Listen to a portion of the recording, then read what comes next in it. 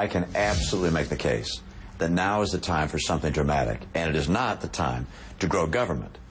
It's the time to create the incentives and the opportunities for entrepreneurs and businesses, big and small, to hire more people. And that's going to happen. You're going to see that happen in this country, but not under this president. His answer is always, can't we grow government some more? And the problem with growing government, among other things, is that it stays long after these little stimulus years, and people have to be paid, and their retirement benefits, and it becomes a burden on the real job creators, which are small businesses in this country.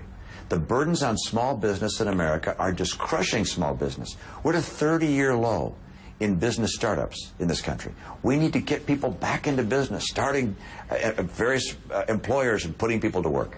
So you say that you're going to add 12 million jobs in your first 4 years. Why should voters think that that's realistic? I mean, that's 250,000 jobs a month. That's a lot of jobs. That's what happens in a normal process. When you come out of a kind of recession we've had, you should see this kind of job creation. We should be seeing 2, 3, 4,000 jobs per month to regain much of what's been lost. That's what normally happens after recession. But under this president, we have not seen that kind of pattern. We've been just sort of bumping along with barely enough jobs just to hold the unemployment rate about the same, above 8%. 42 months like that.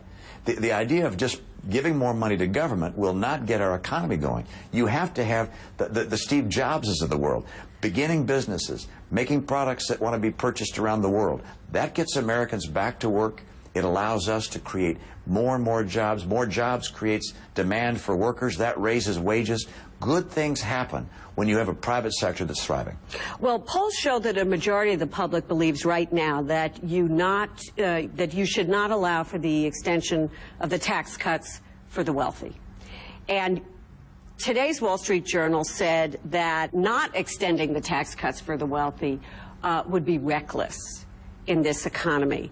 And they say that the economy is in a desperate state, so therefore you cannot take away the tax cuts for people at the top end of the scale. Do you agree with the characterization that it would be reckless to remove those tax cuts? The great majority of small businesses pay taxes at the individual rate.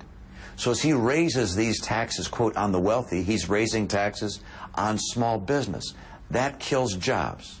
If your priority in this country is to punish success, vote for President Obama.